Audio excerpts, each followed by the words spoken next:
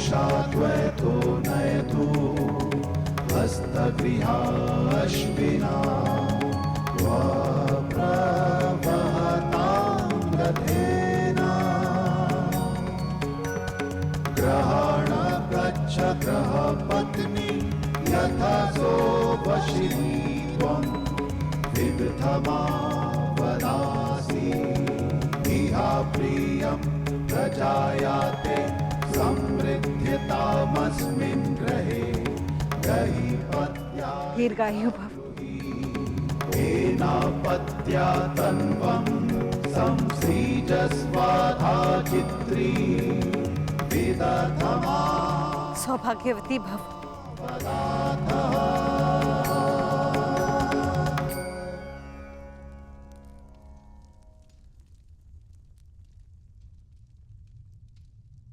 आयुष्मान भव।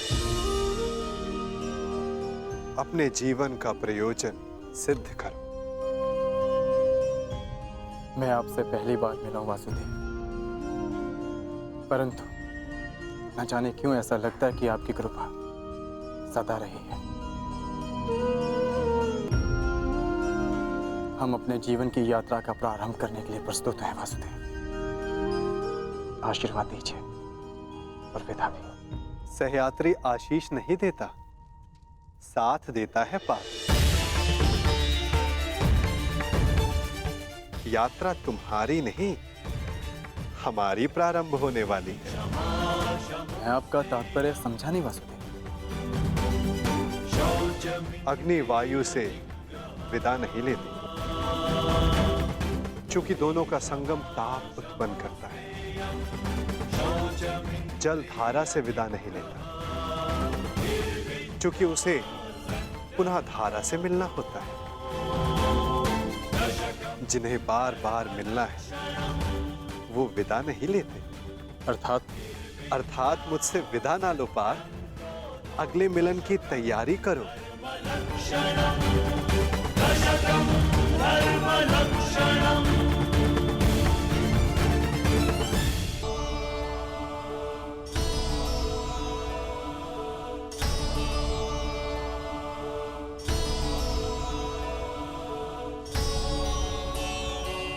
मेरे जन्म पर आपने कहा था कि मेरे जीवन का लक्ष्य अर्जुन से विवाह से कहीं अधिक है।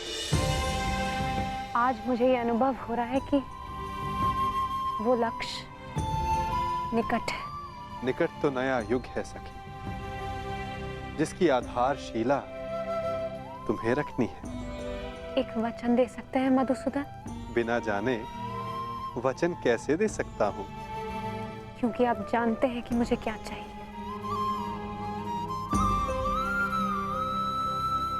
वचन देता हूं कि मैं तुम्हारे साथ रहूं ना रहूं,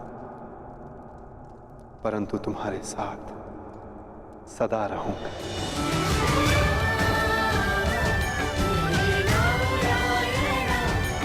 आपका साथ मुझे जीवन की यात्रा पूर्ण करने का साहस देता रहेगा सखा।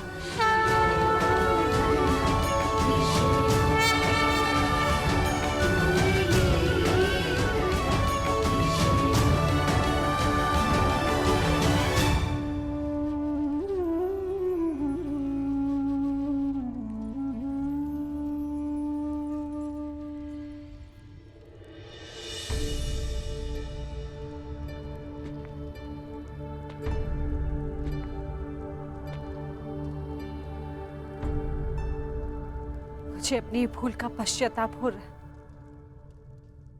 इसका क्या तारण है? धरा से उत्पन्न फल को अंततः धरा पर गिरना होता है बुआश्री। प्रत्येक शब्द और प्रत्येक कर्म अपने परिणाम साथ लाते हैं। समय लगे, परंतु वो परिणाम इसी धरा पर, इसी जन्म में भोगने होते हैं।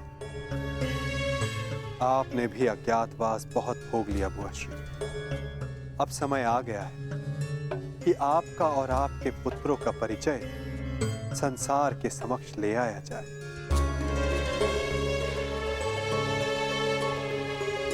आप चाहते हैं कि हम हस्तिनापुर लौट जाएं? नहीं, हस्तिनापुर चाहता है कि वहां धर्म स्थापना हो। हस्तिनापुर आप सबको पुकार रहा है वो, और धर्म रथ के 5 चक्र आपके पास है। हस्तिनापुर लौटने का समय हो गया है बुआश्री।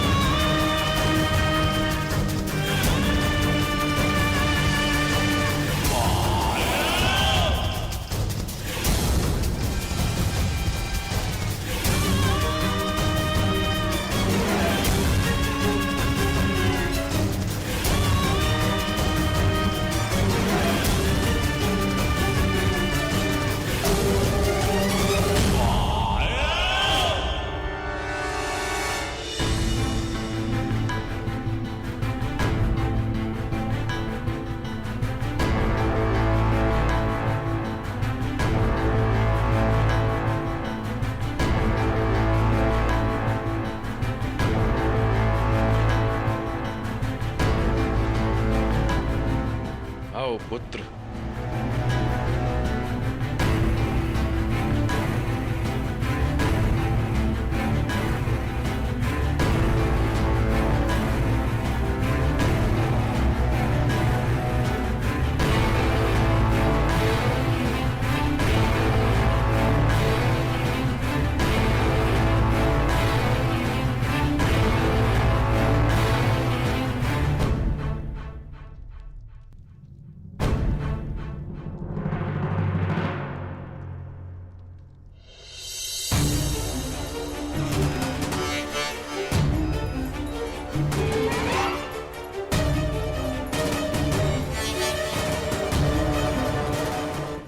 हम दोनों ही जानते हैं कि पांडव अभी जीवित हैं, और यदि दुर्योधन को सम्राट बनते देखना चाहते तो ये सत्य किसी को ज्ञात नहीं होना चाहिए।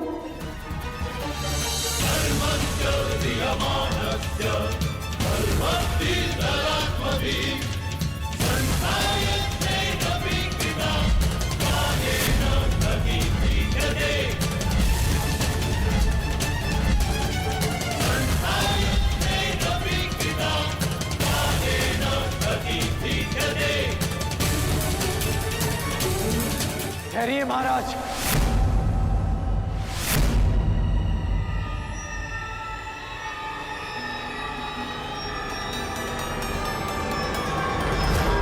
ये राज्याभिषेक नहीं हो सकता।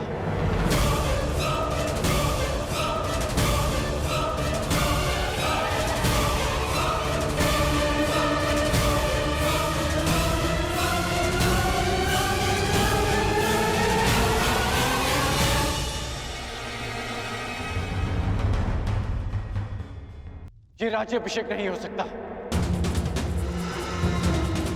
क्योंकि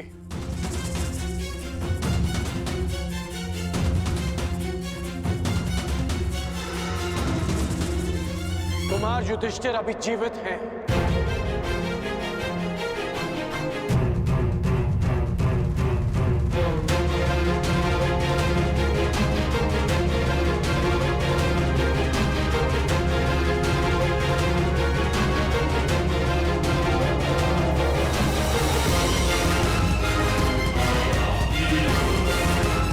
सारे पांडव अभी जीवित हैं।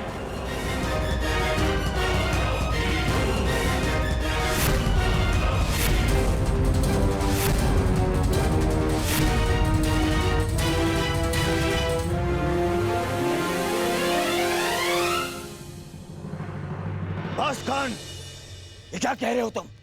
हाँ मित्र, पांडव जीवित हैं। पांचाल स्वयंवर में जिस ब्राह्मण युवक ने लक्ष्य भेद किया और मुझसे युद्ध किया वो अर्जुन है।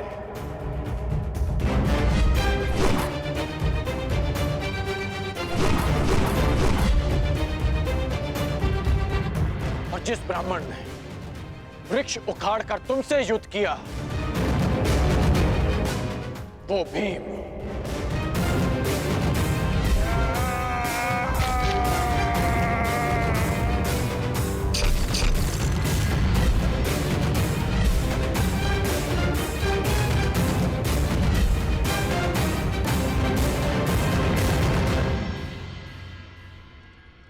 कर्ण, क्या तुम सत्य कह रहे हो?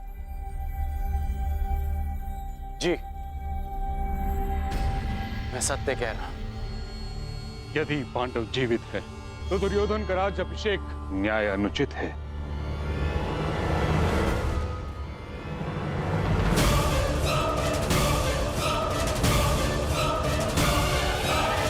ना ही उसे राजपद देना।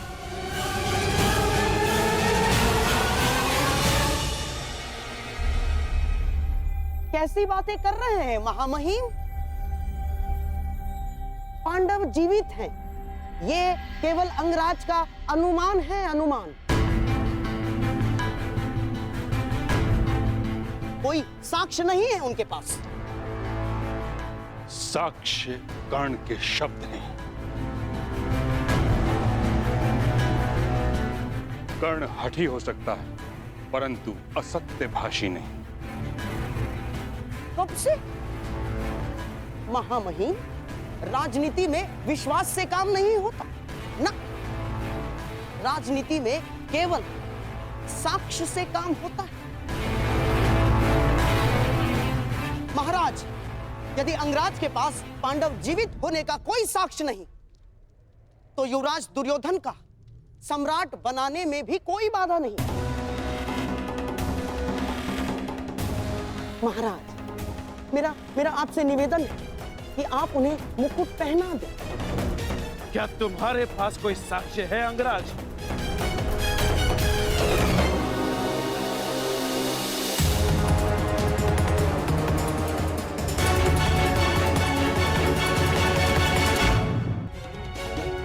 समय व्यर्थ ना करें।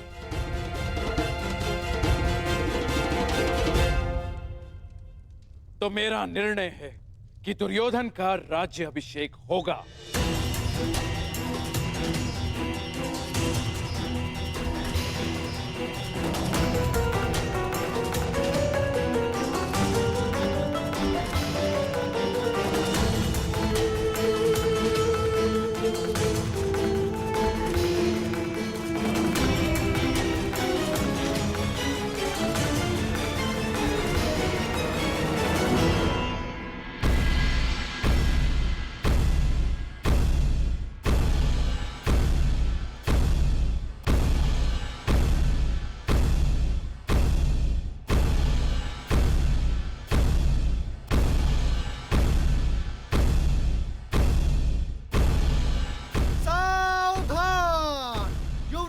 युधिष्ठिर पधार रहे हैं।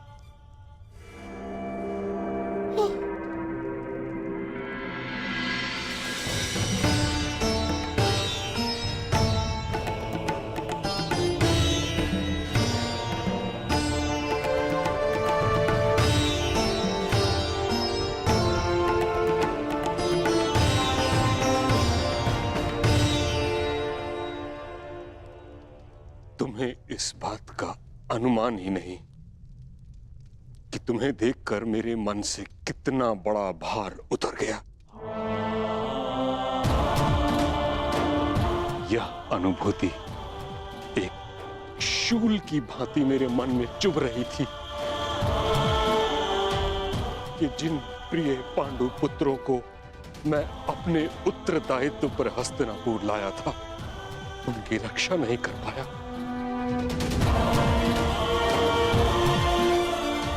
इस समय तुम सबको सकुशल देखकर तुम अनुमान नहीं लगा सकते कि मुझे कितनी प्रसन्नता हो रही।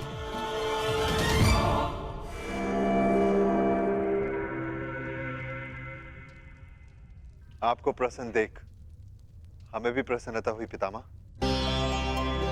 हस्तिनापुर में स्वागत है युवराज।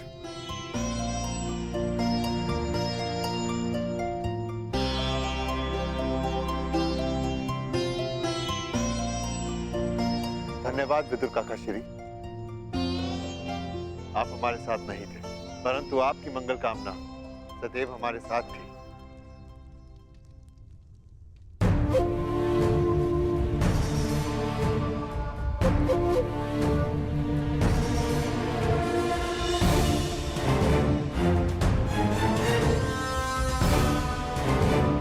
मेरे पुत्रों, ईश्वर की महान कृपा है कि तुम सब सकुशल हो। अब मैं मृत्यु उपरांत अपने भ्राता पांडु को अपना मुख दिखा सकूंगा। पिताश्री को सदैव अपने ज्येष्ठ भ्राताश्री पर गर्व रहेगा महाराज। अर्नावत में आपके पुत्र दुर्योधन ने जो हमारे स्वागत के प्रबंध किए हम कभी नहीं भुला सकते।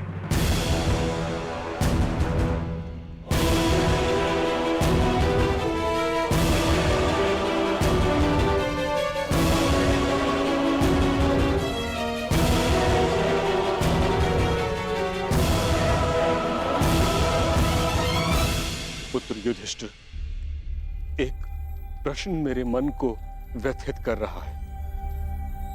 तुम सब जब वर्णावत की दुर्घटना में सुरक्षित थे तो हस्तिनापुर क्यों नहीं चले आए?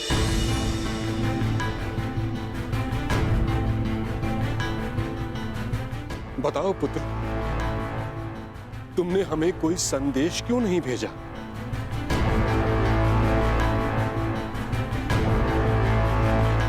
युधिष्ठिर, इतना मैं जानता हूं कि भयभीत तुम किसी से हो नहीं और असत्य तुम कहोगे नहीं।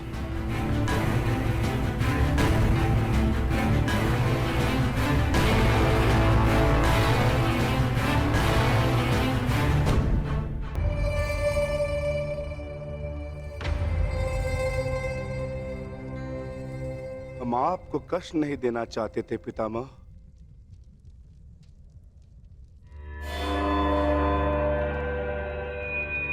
परंतु कुछ दिनों के लिए किसी को संतोष देना चाहते थे।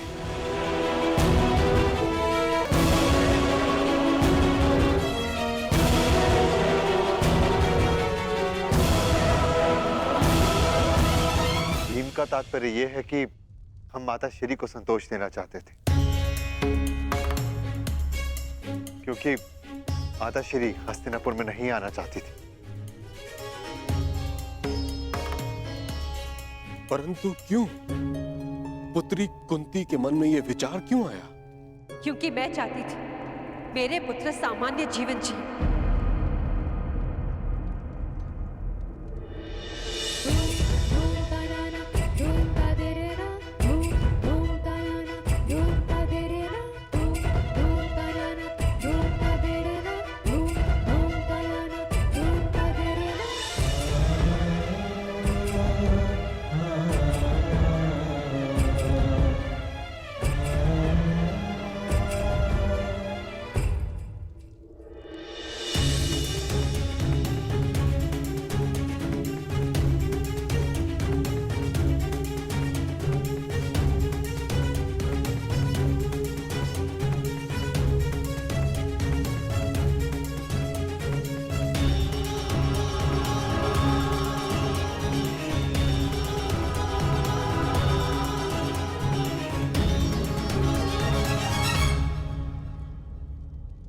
राजसी जीवन और राजनीति से मेरा मन विरक्त हो चुका है ताजश्री। तो लौटी क्यों? वन में भटकती रहती, मन विरक्त हो गया था।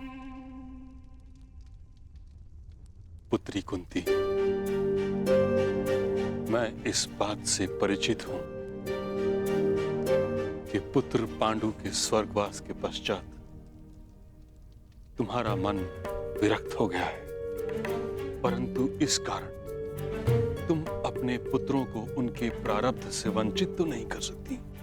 हस्तिनापुर को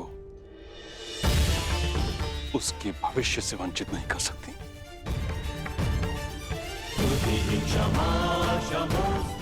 कुंती पुत्री,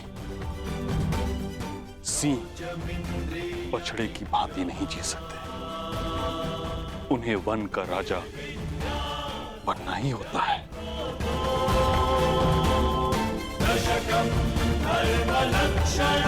यदि तुमने यहां आने में थोड़ा विलंब किया होता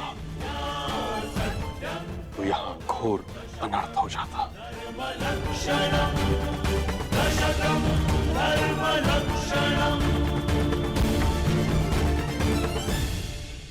मैं अपने पुत्र को अनर्थ से दूर रखना चाहती थी, इसलिए हम नहीं लौटे ताजश्री। जब तक भीष्म जीवित है, मेरे पुत्रों का कोई अनर्थ नहीं हो सकता।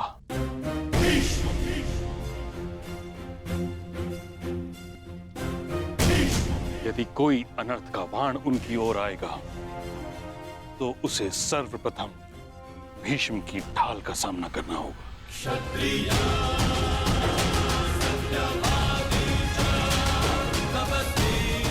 अंत भला